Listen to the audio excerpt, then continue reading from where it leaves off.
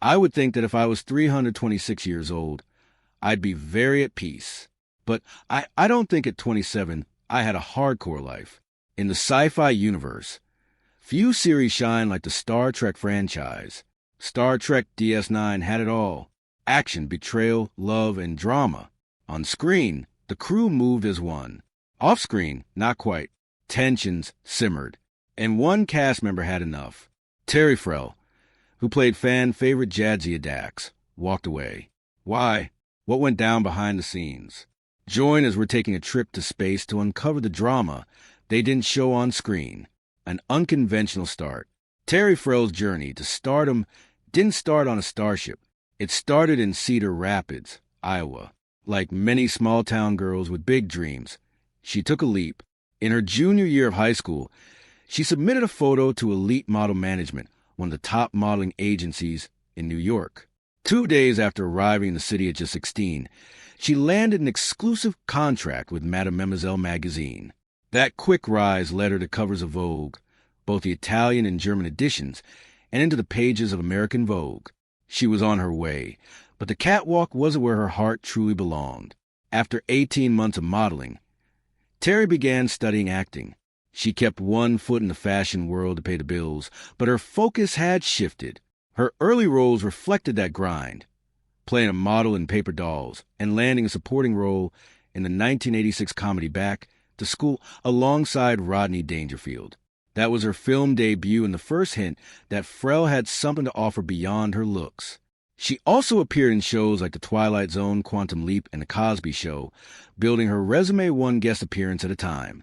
By the early 90s, she was chasing roles with more substance. In 1992, she was cast as Kat in the U.S. adaptation of Red Dwarf, a sci-fi comedy called Hit in the U.K. Sadly, the pilot never aired. It was dead on arrival, but the disappointment didn't last long. Soon after, Frell was cast in a role that would define her career: Jadzia Dax in Star Trek Deep Space Nine. As the Starfleet science officer aboard a space station near a strategic wormhole, Dax wasn't just a pretty face. She was a trill, a species whose bodies host long-living symbionts. Jadzia Dax carried centuries of memories and experiences, including those of her 7 former hosts. Frell portrayed her with calm authority, a touch of mystery and unexpected humor, becoming a fan favorite in the process. Over 6 seasons, she helped anchor one of the boldest and most mature Star Trek series ever made. But as DS9 neared its final season, behind-the-scenes tensions began to brew. Creative differences, contract negotiations, and alleged power struggles with the show's producers pushed Frell to a breaking point. When she left at the end of Season 6, it shocked fans. Instead of recasting or writing her off gently, the studio killed off her character's host. So, what exactly happened behind the scenes? Keep watching to find out. Working on Star Trek, Terry Frell's portrayal of Jadzia Dax on Star Trek Deep Space Nine remains one of the most beloved elements of franchise. For 6 seasons, she brought to life a character that wasn't just a Starfleet science officer or a host to centuries of memories. She was a beacon of warmth, wisdom, and quiet strength in a world often steeped in war, politics, and moral ambiguity. But her path to Deep Space Nine wasn't exactly written in the stars. After a handful of roles in shows like Quantum Leap and The Cosby Show and a short-lived pilot for the U.S. version of Red Dwarf, Frell was offered the role of Jadzia Dax. At the time, DS9 had already begun production. She was the last main cast member brought on, and she walked into a set already brimming with energy, pressure, and expectations. From the beginning, it was overwhelming. The size of the op set alone was intimidating. Frell remembers being wide-eyed, nervous, and excited all at once. The makeup process was just as intense. Her character initially had a forehead prosthetic, but it didn't quite work. Michael Westmore, the show's legendary makeup artist, made a bold change. He removed the prosthetic and introduced the now iconic trill spots. The adjustment meant some of her early scenes had to be res-hot. It was a crash course in franchise-scale television. But once the dust settled, Frell began finding her place both on set and in the role of Jadzia. What drew her most of her character Jadzia Dax was her stillness, her confidence, and her inner peace. While Frell herself felt raw and unsure at times in her real life, Dax offered a sort of armor. Through the character, she found a sense of stability and maturity that she hadn't yet developed in her personal journey. Playing Dax made me feel secure. She once reflected. It was like an anchor. In many ways, Jadzia Dax became the heart of Deep Space Nine. Amidst the show's often gritty and philosophical storylines, she brought a spark, optimism, curiosity, even flirtatious humor. Frell's natural energy radiated through the character, giving the audience a sense of hope that was never too loud, never too forced. It just felt real. Her dynamic with Benjamin Sisko, played by Avery Brooks, became one of the series' emotional cores. Off camera, Brooks would often tell her she was too open, but that openness was what gave Jadzia life.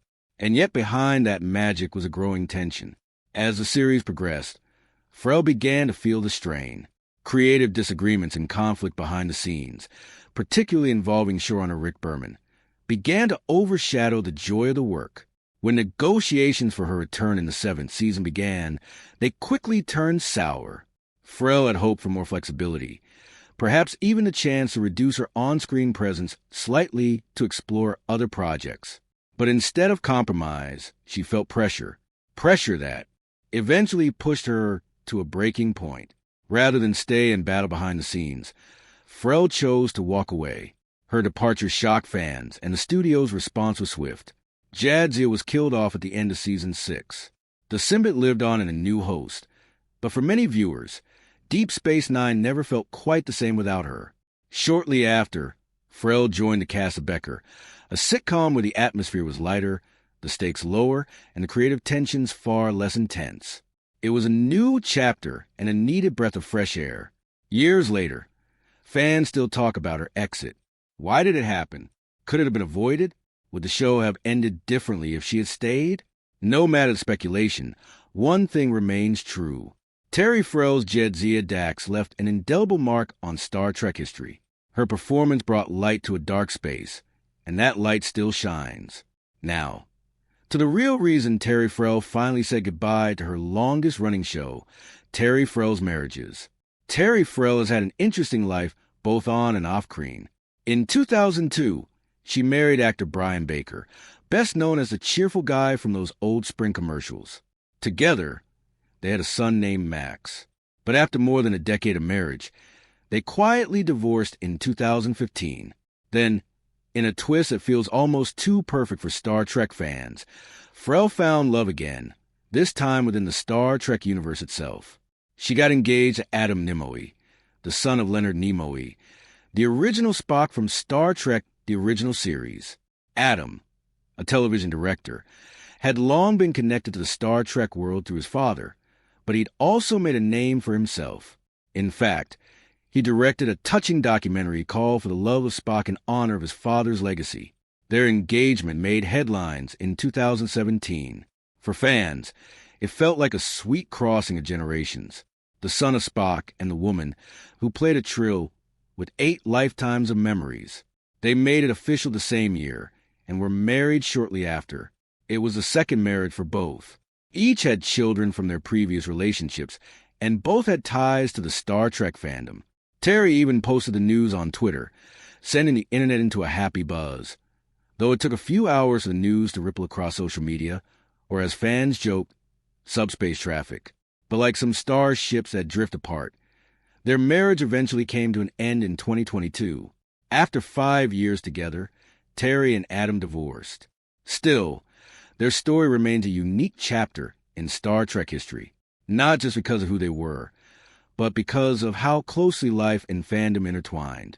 2 people from different corners of the franchise found connection, even if it didn't last forever. Terry and Brian Baker's marriage wasn't the only love story to emerge from the Star Wars franchise.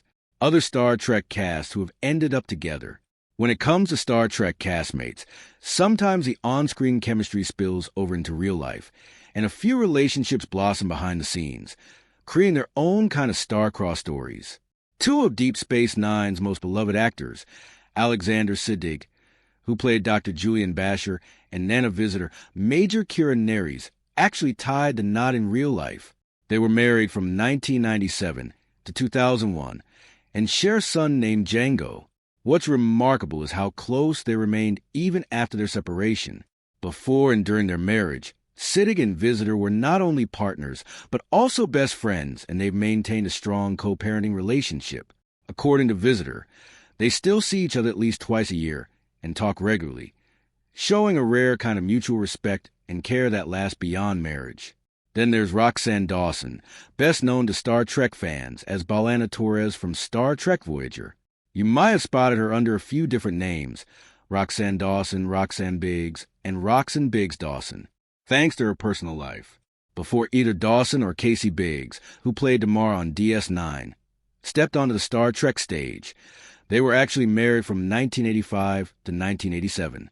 Their relationship predated their Star Trek careers, and while they don't often discuss each other in interviews, both speak highly of one another. Both actors have since moved on and married others, but their early connection adds an interesting twist to Star Trek lore. And speaking of on-screen sparks that cross over off-screen, Patrick Stewart and Jennifer Hettrich's relationship is another juicy tidbit. But their relationship wasn't without its fair share of drama. Patrick Stewart, the man who brought Captain Jean-Luc Picard to life on Star Trek, The Next Generation, wasn't just dealing with alien threats and space politics on screen. His real life was full of drama, too. When TNG started filming, Stewart had just ended a long marriage. He and his first wife, Sheila Faulkner, had been together for over 20 years. They got married when he was in his 20s, long before Star Trek made him famous. But by the late 80s, the relationship had fallen apart, not because of fame, but because Stewart got involved with someone new. That someone was Jennifer Hettrich, the actress who played Vash, one of Picard's love interests in the show. Their chemistry in episodes like Cupid felt real, because they weren't just acting. Stewart and Hettrich were dating in real life during seasons 3 and 4. In fact, while filming QID, they were actually engaged, but the wedding never happened, and they eventually broke things off quietly. Later on, Stewart married Wendy Noose, a co-producer on the show. That marriage lasted until 2003. So yes, Stewart's love life around Star Trek was messy, more so than most fans realized. But his struggles didn't stop with relationships. Stewart later shared in his 2023 memoir that he had a hard time sleeping after his divorce. To cope, he started using sleeping pills. At first, it seemed harmless, just something to help him rest and keep up with the demands of being the lead on a huge show. But over time, he became dependent on them. When he finally decided to quit, things got rough. He had withdrawal symptoms that hit hard. He described waking up in the middle of the night in a full-body panic, sweating, and even feeling like his house was haunted. It wasn't ghosts. It was his mind and body, struggling to adjust. Thankfully, he got through it. It took time, but Stewart eventually found peace again without the pills. Looking back, the romance between Picard and Voss still stands out to many fans. But behind that storyline was a real-life love, a breakup, and a personal battle that Stewart kept mostly hidden for years. It's a reminder that even the strongest captains can have rough patches, and that healing doesn't happen in warp speed. Another Star Trek cast who got into an interesting relationship was Linda Park, who played Enan Hashiato on Star Trek Enterprise from 2001 to 2005. During that time, she dated Tom Hardy, who appeared as Shinson in the 2002 movie Star Trek Nemesis. Their relationship lasted from 2003 to 2004, and Park even moved to South London to live with Hardy. Things got serious enough that they talk about starting their own theater company together. But before any of that could happen, they parted ways, and Park moved back to California. She later married actor Daniel Bess in 2011. Meanwhile, Hardy divorced his wife in 2004 and remarried Charlotte Riley in 2014. Marina Sirtis, who brought Counselor Deanna Troi to life in The Next Generation, often finds herself mistaken in the gossip world. Many fans think she's or was dating Michael Dorn, who played Worf, but she's happily married to a different Michael Lamper. Unlike Dorn, Lamper is an actor, but a talented rock guitarist. He's toured with legendary bands like the Allman Brothers and Los Lobos, and is a member of the Eagles tribute band Desperado. Here's a fun tidbit. Lampert even appeared on The Next Generation in the episode The Vengeance Factor as an Akamron gatherer, an appearance he landed while dating Surtees. They married that same year, and their relationship remained strong. Leonard Nimoy, the iconic Spock and one of the most recognizable faces of Star Trek, also found love connected to the show. Nimoy is credited not only with shaping Spock's character, but also with popularizing the Vulcan salute and the phrase "live long and prosper." He married Susan Bay in 1989, who appeared as Admiral Rallman in 2 episodes of Deep Space Nine, Prologue and Whispers. Their marriage lasted until Nimoy's passing in 2015, marking a long and happy partnership linked by their shared ties to the Star Trek universe. But Star Trek hasn't always been about harmony. Behind the scenes, not everyone agreed on what the future should look like. The real reason Terry Farrell left Star Trek. When Star Trek Deep Space Nine came out in 1993, it was very different from the other Star Trek shows. It didn't follow a ship going from planet to planet. Instead, the story stayed in one place, a space station near a wormhole. This wormhole led to another part of the galaxy, and soon a powerful enemy called the Dominion came through it that changed everything. One of the best characters on the show was Jadzia Dax. Jadzia was smart, funny, and full of life. She was a Trill, a species where a long, living creature called a symbiont lives inside a host. The symbiont Dax had lived many lives before Jadzia, so she had the memories and skills of all those past lives. One of them, Curzon Dax, had been best friends with Captain Sisko. So when Jadzia joined the crew, Sisko already saw her like family. Jadzia was more than just a science officer. She was brave and open-minded and could hang out with Klingon or solve science problems without breaking a sweat. She also had a strong friendship with Kira and later fell in love with Worf. That relationship surprised a lot of fans, but it worked. Jadzia matched Worf's warrior energy and they made a powerful couple. They even got married. By season 6 of Star Trek Deep Space Nine, Jadzia Dax had become one of the show's most loved characters. Smart, strong, funny, and full of heart. She wasn't just a science officer. She was the soul of the crew. Her bond with Captain Sisko, her wild side with Klingon, and her love for Worf made her unforgettable. But then came the shocker. In the season 6 finale, Tears of the Prophets, Jadzia was killed while visiting the Temple of the Prophets. She was attacked by Gul Dukat, who was possessed by evil spirit-like beings called the Paw Wraiths. She was badly hurt and later died in sick bay. The Dax symbiote was saved and put into a new host, Ezri, who joined the crew in Season 7, but for many fans, it just wasn't the same. So, what really happened behind the scenes? The truth is, actress Terry Farrell didn't want to fully leave the show. She just wanted a lighter workload. After 6 years of long filming hours, she asked to appear in only half of the final season's episodes, so she could explore other roles. She didn't ask to quit. She didn't ask to be written off. But the studio, especially executive producer Rick Burr, refused.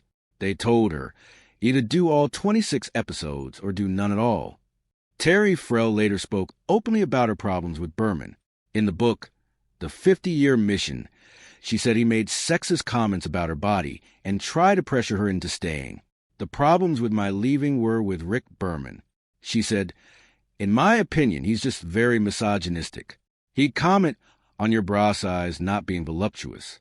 That stuff was so intense, especially the first couple years.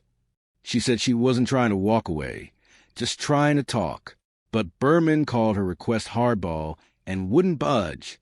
Negotiations got ugly. A junior